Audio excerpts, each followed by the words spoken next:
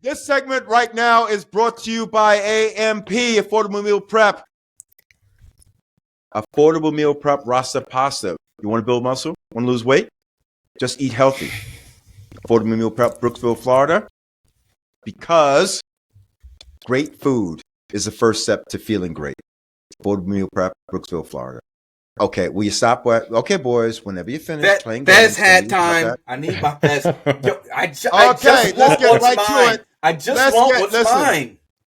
This is it. Let's get right to it because Michael is talking it. Let's go right to last week's pick, and I'm going to read them out, and we're all going to skip the Denver Broncos versus the Los Angeles Raiders. That was a no-brainer. We're going right to the Falcons. Somebody called that game an upset. Wait, hold on. Before you go to that, I just want to throw in real quick the Denver Broncos versus the Las Vegas Raiders. That was a real garbage game. It was. Bo Nix barely. I don't even think he threw for a touchdown. That was disappointing, and that's why we didn't put Denver in the Super Bowl competition. But they're 8-2. That's a fugazi 8-2. That's a fugazi. We took Denver to win. We took Denver to win, and they won. Yeah, but they didn't win like they're supposed to win. They didn't win like Mahomes won 31-zip. Yeah, but they covered. So they didn't cover. They didn't cover. No, they didn't cover. Was it 10-7? They didn't cover. Score 10-7? They didn't cover. Yeah, they didn't cover. Like so, realistically, if you'd have played that line, you would have played the under, or if you played the over and took Denver, which everybody played in the line, you lost everything. Yeah, that Monday night, you couldn't watch Monday Night Football because you were doing Uber Eats. You had to make up that loss. Cleveland Browns. God bless, man. Took the Cleveland Browns. I took the Browns over the New York Jets. Yeah, I did too. Can you raise your hand if you took the Cleveland Browns over the New York Jets? Why we have to just raise? Like, first of all, I'm just going to tell you, if you're a gambler, Pop, and you played that, like you should, and you bet on that game, like you should check yourself into Gamblers Anonymous. You took the Jets? No, I didn't take the. No, I took the Browns. Yeah, we all took the Browns. We all took the Browns. I'm just saying that was like honestly, if you gambled on that game, you should stop gambling. You should just check yourself in because only a degenerate would play money on that game. Like that game was hideous. Panthers and the Saints. Raise your hand if you thought Bryce Young was going to be a good quarterback in this game. I took the Panthers. Fool's gold. I took the Panthers. I do want to say this, and we can go back to tape to all our listeners on our podcast. If you go back and listen to the tape, you will hear Pop say this. The Saints just find a way to win at home, man. I said, listen, I'm taking the Panthers, but I want to take the Saints in this game because I just got a sneaky suspicion the Saints will find a way to win this game. And you know what? That's exactly what Tyler Shook did. They found a way to win this game. It's not what you did. You found a way to bet against your word, and you lost too. Take that hat off. I'm over here, chill out with the losers. Wipe that thing off. Wipe that thing off. Chill with the losers. Somebody took the Bucks, and somebody took the Pats. What did you take in that game, John? Who'd you take? I took the Bucks. Ship them. That's right. I took the Bucks. That's my baby. He was riding in the car with Daddy with his finger out the window like this. He took the Bucks. He was with his dad on that one. I took my baby in the Bucks on that one. And all fairness, it was a close game. It was a close game, but Drake May. Listen, God, man, wasn't no way I was going against the grain. I said I took the Patriots because I'm like, they're on a 7-game win streak. They're not stopping any. Mike Vrabel's got that team firing on all cylinders right now. They're going into Tampa Bay and they're leaving with the dub. Ravens. Everyone. I think, John, you took the Ravens, didn't you? Yeah. John, you took the Ravens? I took the Ravens. Okay, so we all washed out on the Ravens. We all did good on that. Someone said the Bills versus the Dolphins, and I think I wrote it, but I like the Dolphins, and I took the Bills. I changed my line. No, and that was me. No, wait. No, you said. I said, I'm going to take the Bills straight up, but give me the Dolphins with the points. That's exactly but that makes sense. The line was what, 10 points? They covered. It was I don't even know what the line was. I just said it was like 10 points. Yeah, it was Buffalo minus like 9.5. Yeah, I said whatever it is for Miami, give it to me. Because Miami, there's no way Buffalo's going to beat Miami by 9.5. They barely won the last time. They barely won the last 5-6 point game, something stupid. Buffalo doesn't cover their spreads. They'll win games, but they don't cover the spreads. But people will bet on Buffalo to take the win and think like, they'll cover 9.5. No, they didn't cover 9.5. Yeah, they never. And you know what? In all fairness, this is why. They Michael, can't. The over. You took the over in that game too, Michael. Huh? You took the over in that game. No. I just said give me the point. I said give me Miami with the points because they were giving Miami like 10 points. Oh yeah, Miami got that. Miami went way above that. 30-13. Yeah, 30 way above that. They blanketed. Well, even if Miami would have won by one. That, although I did circle that I like the Bills in that game, but I went along with my children. What? I wasn't even here. Bills. You're always here. You're in my heart. You're always here. By the way, you gave your picks in on a Sunday again. That's some bull. Yeah. That is some bogus. Yeah. That's some bogus shit. Right? Seriously. Sunday at 111. Sunday at 111. You got Thursday. You guys are. You got Thursday, Friday, Saturday, and Sunday at 9 o'clock. You know, the great thing about technology is that we have the opportunity to see. Right, so you can actually pull up on your iPhone if you have an iPhone, and you can see that Jonathan. It was Sunday at 8:16 a.m. Before all the games started. You know what I'm saying? Before all the games started. From now on, we're cutting it off. It's Friday or nothing. This Sunday stuff is not working. That's not working. Well, it was before the game started. We do the show on Thursday. If you can't pick a pick on Thursday and you need another 3 days, we don't do a show on Thursday. We do a show on Friday. Oh, we do a show on Friday. Well, you can't pick on Friday. Then what are we doing this for? I would have. I was missing in action though. Why don't you just wait like 15 minutes before trying to get all the info we can? Yo, just pick a team, man. All the info. He's over there calling. He's all calling the psychic hotlines and stuff. Dang, man. Bears. Well, it didn't pan out because I still sucked this week. So Bears, Giants. Somebody took the Giants. I took the Giants. Two people picked the Giants. I mean, if Daboll didn't decide to run Jackson into a wall. Jackson, yeah. Whatever. But that's what I mean about the Bears. Ugly win. Bears won. The Bears beat a team without their starting quarterback, starting wide receiver, and starting running back. I get that. Jackson barely scored twice. Listen, I get that. I get what you're saying. Bears won. Okay. Dumpster fire, Bears won. Texans, Jags. Oh, God. We agree. If CJ Stroud was playing, that I was going to take the Texans, but I found he wasn't playing. Yeah, I said the same. Michael and I went Jags, and I crossed out the Texans because I thought that CJ Stroud was playing. Yeah. But at this point, Davis Mills, maybe. No. No. They ran that tape 3 years ago. Yeah. Get out of here. Okay. Well, anyway, we all took a powder on the Jags. That was super skid marks on that. Is this, by the way, before we leave the Jags, Trevor Lawrence? Are we seeing the last of Trevor Lawrence, or are we going to go one more iteration of Trevor Lawrence contract. with the Jaguars? He's under contract. Yeah, they got him. Yeah, they got to go another year. He's under contract. They got to go another year with him. You own that, baby. Because what I saw was a guy that I'm like, hey man, you can't win this game in the fourth quarter, dude. Come on, seriously. You can't. You're not injured. You've got a great arm, and you can run the thing. I'm like, what? You can't win this game? Like, what's up, man? By the way, Travis Hunter out for the rest of the year. That ugly interception. Come on, man. Really? What happened? He got hurt. Travis Hunter is out. Travis Hunter out for the rest of the year. Oh man, what happened? I was reading something about I think it was a knee or something like that. But he doesn't need to play. Why would you even want to play him for the rest of the year? Like for what? For what? Well, at this point, Trevor Lawrence hasn't been using him, so why would you want to play him? I think at this point, if you continue to play him in an act of desperacy, he's going to run a shallow cross and get kadangadang. I mean, got those hospital balls to all these receivers. On a third and 7 on a 5-yard shallow cross, and every linebacker and every safety is waiting for this guy to cross, and they're just waiting on that number. Yeah, every wide receiver he's ever played Hamilton's coming right in box. Every wide receiver Trevor Lawrence has played with. Okay, so Trevor's thrown him into a bang. So we all took the Seahawks in a blowout. Yeah. Yeah, that was a lock. Back-to-back probably blowouts. was a lock. The Seahawks. Yeah, the Seahawks. Honestly, the Seahawks might be the lock. That was the lock of the week. The Seahawks versus the Cardinals. I mean, Jacoby Brissett was Jacoby Brissett.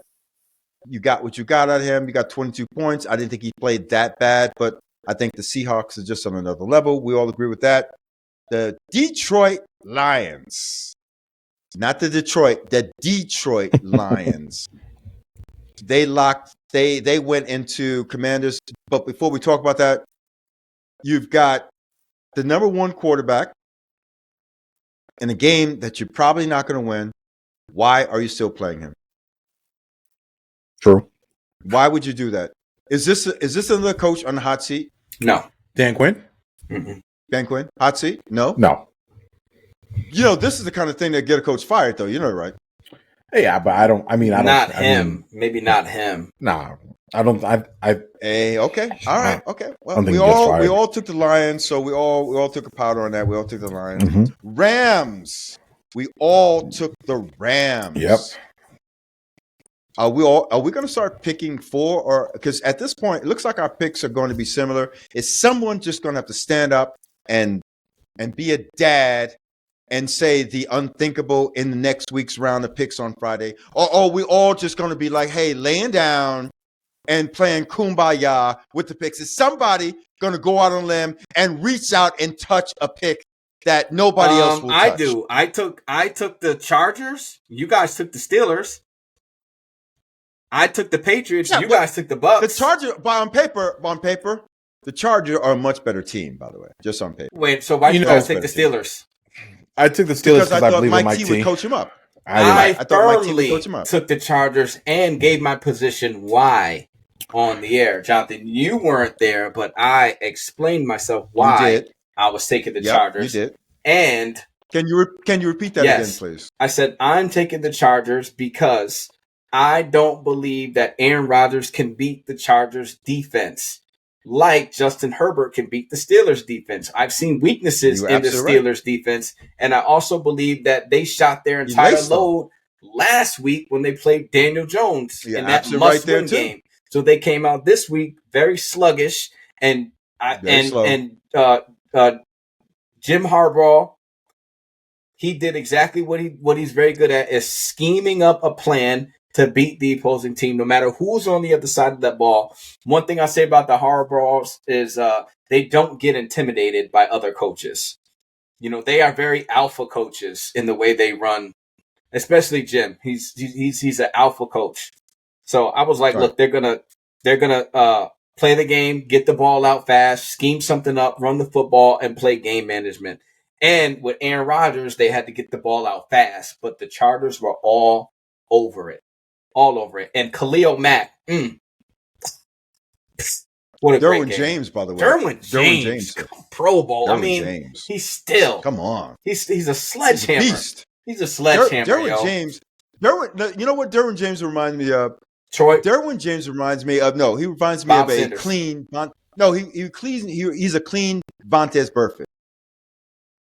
He's a clean Vontaze Burfict because Derwin James, when he lays it on you, lumberjack. You got hit. Lumberjack.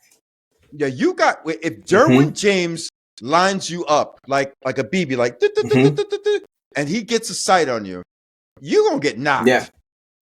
And you're going down. You know who used to be like that was Steve Atwater. Steve Atwater was the same way for Denver Broncos years ago. Steve Atwater and Derwin James could be 1-1. They built the same way. They got great cover skills, but they're not afraid at safeties to bring the lumber. And I see a lot of Steve Atwater and Derwin James. And that's a heavy compliment because I think Steve Atwater was just... That was Jamal Adams at one point. Remember Jamal Adams? Oh, yeah, Jamal Adams. He was like that at one point, especially on the Seahawks. Right. They'd come down and they'd come into that box and lay you out. Cam was special. Cam was special. Yeah, Cam was special. I see some of Cam in Derwin where he's intimidating. Yeah. You see guys on a cross and they're making a cross across the field and they get that sense that they're running into someone and they're getting prepared for that thing that they're running into. Yeah. They're about to get smacked. I don't think there's many and Derwin James brings that. So See, Cam was special. Cam Chancellor. Cam was special. Yeah. Cam Chancellor was a beast. Cam was special. He's a different. Cam Chancellor came and gone too soon. He should have had a longer career. He should have. Yeah, that's a career. He could have been like that Troy Polamalu. Derwin James reminds me of Derwin James reminds me of a better Bob Sanders. That's who Derwin James reminds me. Bob Sanders, yeah. Yeah. Okay. Bob Sanders. He reminds me of a better Sandman. Mm-hmm. But Derwin James is more durable. Yeah, because Derwin James plays in the box. He can play, in center field.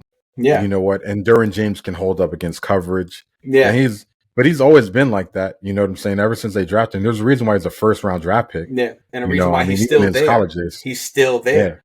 Yeah. He's never been traded. No. No. So it's like, they're keeping him. You listen to Sports Talk with John and John. Email us at sportstalkwithjohnandjohn@gmail.com. Like us and subscribe to our YouTube channel at Sports Talk with John and John. Please leave a comment about the show, our picks, any information you'd like to know, and call our line that's always open for comments about the show or questions you may have and want to introduce on the show. Please leave a message and we will introduce your name and your comment or question on the show at 504-424-2509. Our last segment, Eagles. We all took the Eagles. I'm not regretting it, or any of you regretting taking the Eagles in that game. No, I mean, they won, but I'm disappointed. What did you expect, Michael, in that game? What did you expect? I expected, not even just from the Eagles, I expected from two juggernaut teams going at it. I thought that the score would at least go over 45. At least. Right. And what did you see 17? In terms of the Eagles that you thought they could, something's going? I seen a quarterback in Jalen Hurts that couldn't even dot up one of the worst secondaries in the league. Name me a corner on that Green Bay defense who can guard A.J. Brown or Devontae Smith. Name me one. Not Keyshawn Nixon. Nobody. Not Keyshawn Nixon. Nobody. Not Rasul Douglas. No, those guys.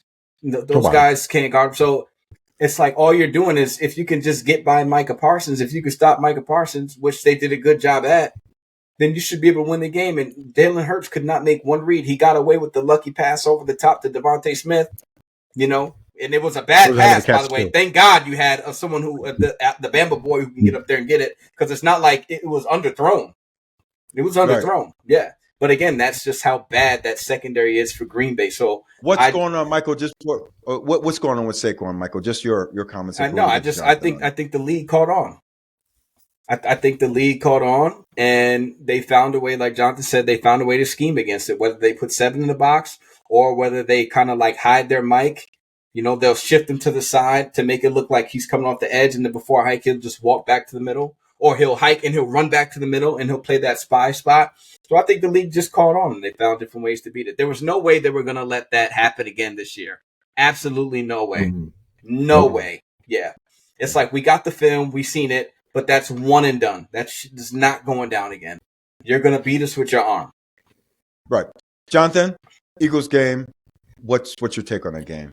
Because we all took the Eagles, by the way. So we're not talking about a game that we lost on, but we're talking about what we expected more of. Because I stayed up to watch that game, and I was like, "This is a sleeper." I was disappointed. Yeah, it's very disappointing. I was disappointed in the game. I mean, Eagles were still favored by 3. They still won by 3. So I mean, it is what it is. I mean, the line was, the over under was crazy. I was disappointed watching the game, but I think I watched the game again. The Packers were favored minus 2.5. Yeah, Packers were favored. Were favored. Which was confusing to me. Yeah, Packers were favored. When I watched the game, I watched the game again, but I watched it on the 22 film, and it's the truth. Like, teams are just basically daring. They're dropping 4 in zone. You know what I'm saying? They're daring Jalen Hurts to make a right read, throw the ball. You know what? Jalen Hurts is so run dominant. He's so run dependent. You know what? He won't stay in the pocket to make the essential second read. You know what? He doesn't trust putting the ball in a tight window unless it's absolutely under duress. You know what I'm saying? And then it's a 50-50 ball. You know what? He doesn't know how to throw his wide receivers open. It's clear. It's obvious to me because A.J. Brown should have had at least 9 targets in that game. Exactly. Like, there's no way A.J. Brown should have. Is A.J. Brown still on the team next year? Yeah, he's under contract. It's not going anywhere. I mean, he's not. How much can winning? How much can winning? Because that's what they're doing. They're winning. Well, so here's the deal. How much can winning of your game, of your personal game, of your ego, your pride as a player, that boast that you get to say, I'm in the top NFL top, this and that. So, but you're winning, but you're now not in that top. Michael, just start with Michael. Michael, how much of that is affecting AJ Brown of this season? How much you think is psychologically affecting him? I mean, I just feel like AJ doesn't want to be there because he's not involved. So I don't care if they're winning or losing. AJ Brown is somebody who likes to get physical, and likes to assert his dominance on the field. And if you're not giving him those plays or opportunities to make those type of plays, then mentally he's out of the game. Mm-hmm. And I've been seeing that more and more lately. Last year and the year after. They had that, because remember when they lost 6 in a row in 2023, he had a killer year. He was in there. He got injured the day before the playoffs when they was like, should they have played him? He got hurt. But he was having a monster year, and then the next year they come back and it's all Saquon. They win the Super Bowl, but he was reading a book on the sideline. He had the argument with Stefanski. He had the bad comments made on air. He had the tweet. So, he was kind of a diva in the media. And now this year we're just seeing a rerun of it now. He had the argument that the players-only meeting. He had the argument with Stefanski. He made the bad tweet. He ignored Sirianni. Sirianni. I'm sorry. Who did I say? Stefanski. I'm sorry. Yeah, with Sirianni. So that's what I mean about if Mike T was available, I'm sure Howie would immediately nip that in the butt, move Stefanski and bring in Mike T. But as far as AJ Brown goes, I think if they lose, if they don't win the Super, if they're one and done, he's gone. If they're one and done in the playoffs, he's gone. Absolutely. Yeah. That's my point. One and done, he's gone. They'll move on from him because he'll become a distraction. And Howie can get a lot in return for somebody like AJ Brown. He's still a top 5 wide receiver, no matter whether he's producing numbers or not. As a healthy AJ Brown is a top 5 wide receiver. Do you agree, Jonathan? Yeah. A healthy AJ Brown is a top 5. To you. AJ Brown, his numbers not what they should be. He's definitely not getting the rock as he should be getting. I think he's I think we're talking about a 1A receiver playing a subpar role on a team that could really be playing a lot better. And certainly he could be an inducement to them playing right better, but he's not getting the ball. But they're winning. Is he sacrificing his game to win? And how long do you think before his personality says, no, enough of this, and he just has a moment? I think AJ Brown's locked into a PR campaign right now.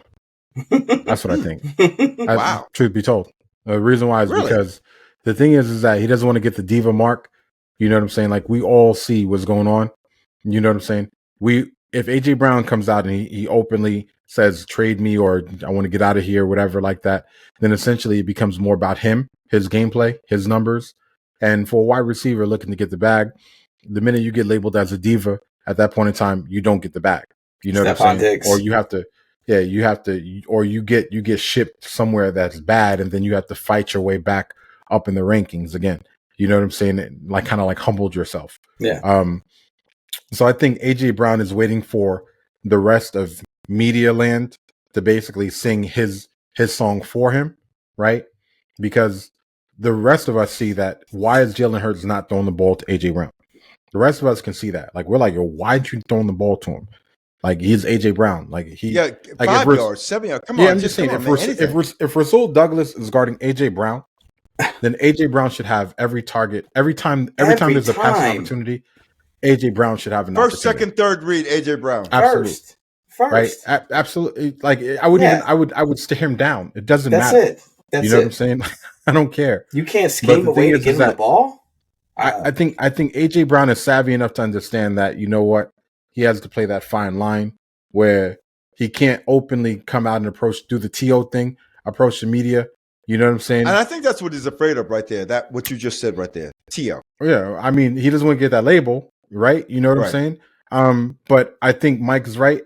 I do believe if they go one and done in the playoffs, he's out. You know what? Like, if they go one and done, I truly believe that there's going to be some backdoor conversation, and they're going to look to move AJ Brown in the offseason, possibly to acquire something different. You know where he's going, right? Where?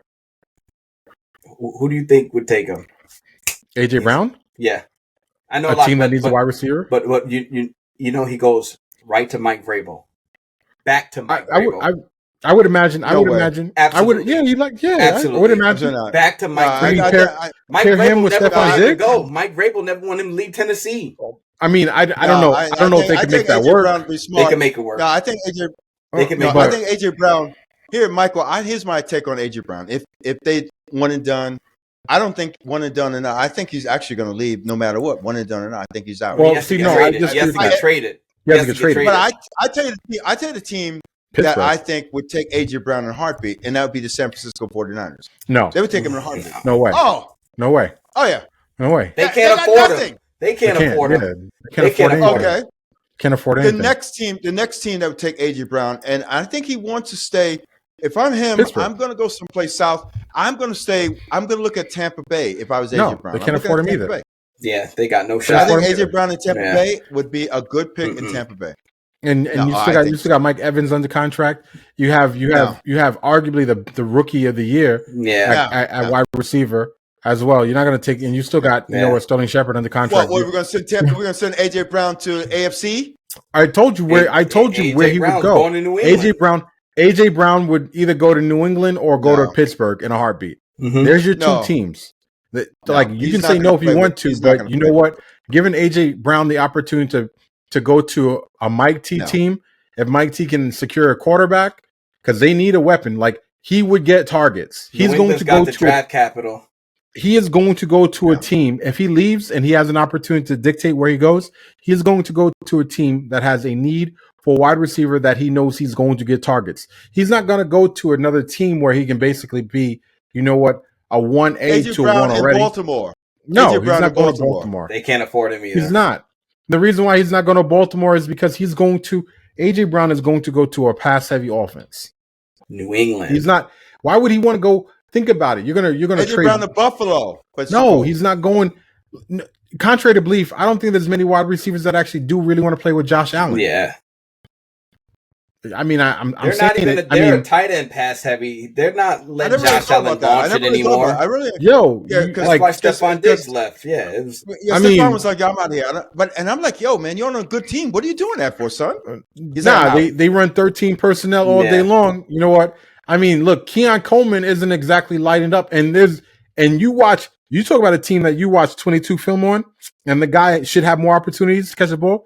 Keon Coleman and Shakir are a lot more open than we think they are. Josh Allen just is not throwing the ball downfield to them.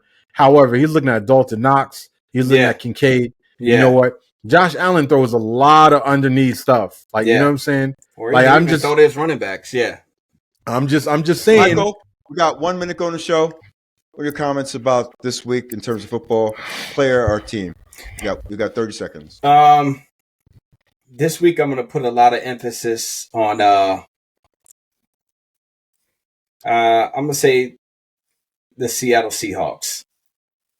Yeah, okay. I think they got to keep this going. Sam Darnold's got to stay motivated. The play caller's got to stay A1 because people are looking for a reason to write them off.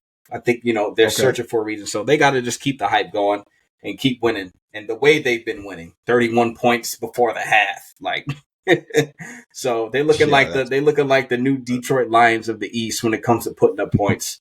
So I'm gonna put emphasis on the Seattle Seahawks. Jonathan, player, team, emphasis, something you see for next week. So the game that I'll be watching this week, come November 16th, will be the 4:25 game, and that will be between the Baltimore Ravens and the Cleveland Browns. I said it, the Cleveland Browns and Baltimore Ravens, because I am officially on Shedeur Sanders' watch. Wow. I am like You heard it, folks. I am on Shedeur Sanders. I am on Shedeur Sanders' watch. And the reason the battle of the brains. Don't do that. The reason why I'm saying this is because I don't think that Dylan Gabriel makes it out of the game healthy. I don't think he makes it out of it.